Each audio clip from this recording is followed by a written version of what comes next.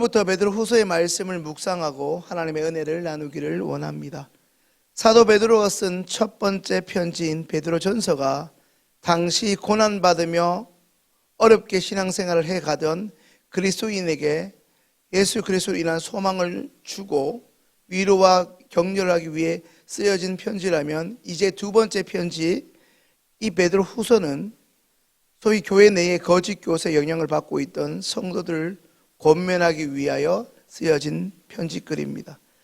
성도님들, 그리스도인들은 누구이겠습니까? 어떤 사람을 그리스도인이라 할 수 있을까요? 예수님으로 인한, 예수로 인해 하나님 나라로 그의 신분이 옮겨져 온 그분의 자녀가 되는 구원을 경험한 사람들이 바로 그리스도인입니다. 하지만 여전히 우리가 험하고 결코 만만치 않은 이 현실 세계에 두 발을 디디고 살아가고 있기 때문에 우리는 알게 모르게 세상의 생각과 세상의 사조와 세상의 사고와 세상의 문화에 영향을 받을 수밖에 없습니다. 그런 의미에서 베드로후서는 이 편지를 가장 먼저 받은 당시 그리스도인들이 듣고 있는 두 가지 소리가 무엇인지 이야기할 수밖에 없습니다. 한마디로 이 두 가지 소리는 베드로 사도와 상반되는 당시의 교회의 침투에 있는 그릇된 사상이라 할 수 있는 거짓된 교사들의 주장입니다. 그들의 주장 첫 번째는 이 땅의 종말과 하나님의 심판이 없다. 그래서 오늘을 중심으로 탐욕을 즐기며 살아가는 것이 나쁘지 않다는 것입니다. 그런데 이 안타까운 것은 이러한 목소리와 주장이 당시 교회 성도들 가운데서도 스물스물 나오기 시작했다는 것입니다. 당시 이런 배경 가운데에서 베드로 사도는 예수 그리스도를 믿음으로 살아가는 그리스도인들을 하나님의 진리로 무장시키고자 이와 같은 베드로 후서를 기록한 것입니다. 이제 오늘 본문 2절의 말씀을 함께 읽습니다. 하나님과 우리 주 예수를 알므로 은혜와 평강이 너희에게 더욱 많을지어다. 성도님들, 왜 베드로 사도는 하나님의 능력으로 악을 이기라 말씀하지 않고 하나님과 우리 주 예수를 알라고 말씀하며 그로 인해 은혜와 평강이 있을 것을 말씀하고 있습니까? 이것을 이해하려면 성도가 누구인지, 성도의 정체성을 확고하게 해야 합니다. 이제 오늘 본문 3절 말씀을 함께 읽습니다.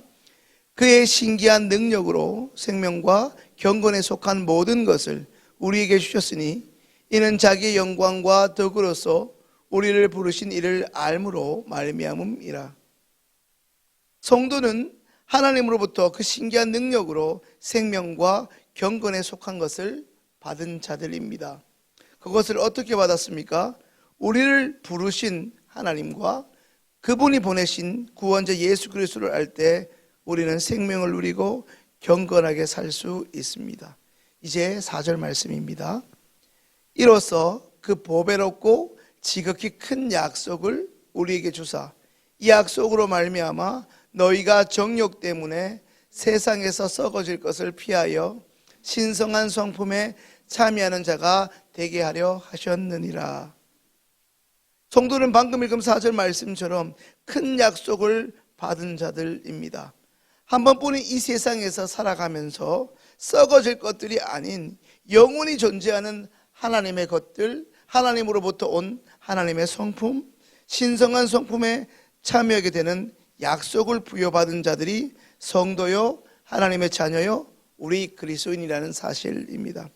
성도님들, 잘 아시는 것처럼 그리스도인들의 인격은 그저 한 번의 예배로 단 한 번에 이루어지거나 완성되지 않습니다.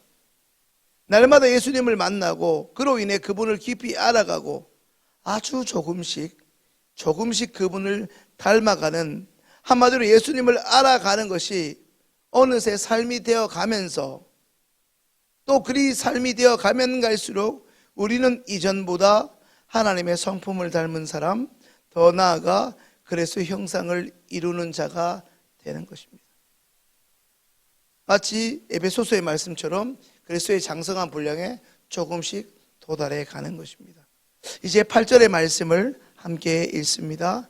이런 것이 너희에게 있어 흡족한 즉 너희로 우리 주 예수 그리스도를 알기에 게으르지 않고 열매 없는 자가 되지 않게 하려니와.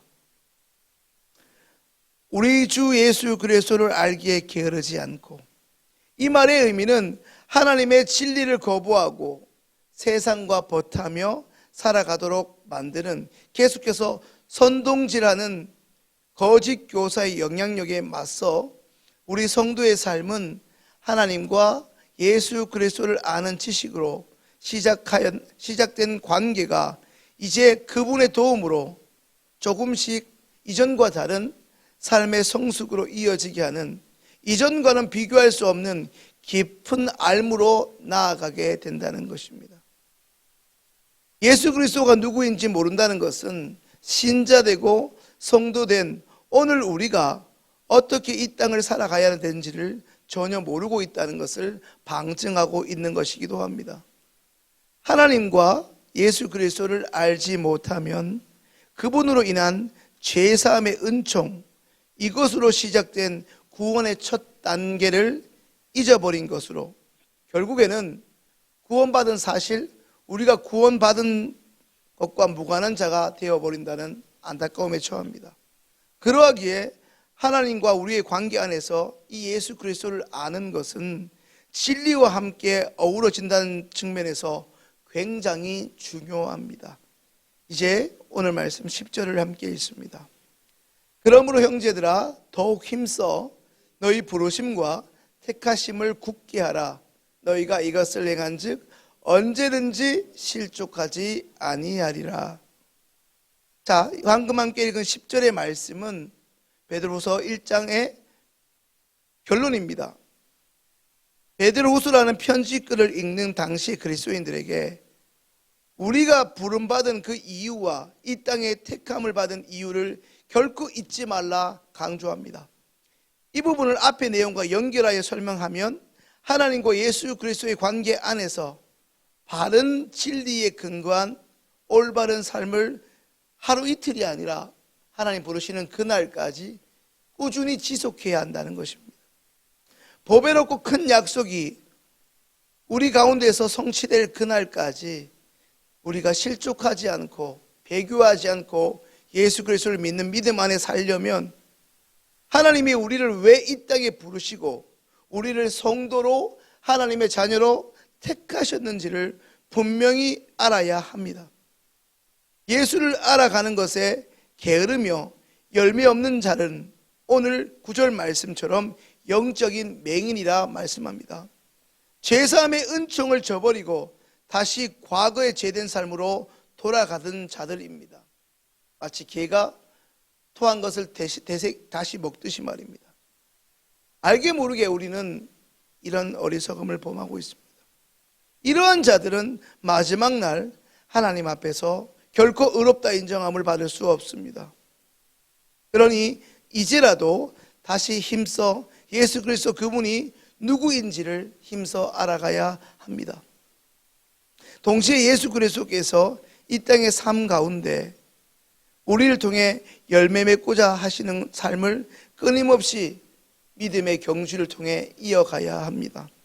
그저 땅의 것만 추구하며 마치 이 땅의 삶이 전부인 양, 천년만년 이 땅에서 살 것처럼 살다가 갑자기 죽음을 맞이하는 어리석은 삶을 살아가서는 안 될 것입니다.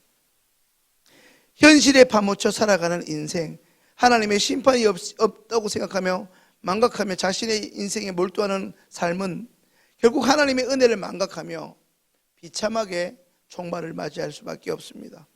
그러니 성도님들, 오늘 이 하루도 이전보다 예수님을 깊이 알아가는 삶의 자리에서 작은 예수로서 하나님의 성품을 소유한 자로 광야 같은 세상, 썩어져가는 세상에서 나누고 베풀므로 우리가 가진 그 믿음을 하나님을 모르는 자들에게 실천하며 세상 사람들처럼 욕망의 포로가 아닌 예수님의 생명과 경건에 속한 그리스도인으로서 오늘 이 한날도 살아갈 수 있기를 주님의 이름으로 축원합니다. 이제 주신 말씀을 가지고 함께 기도하겠습니다.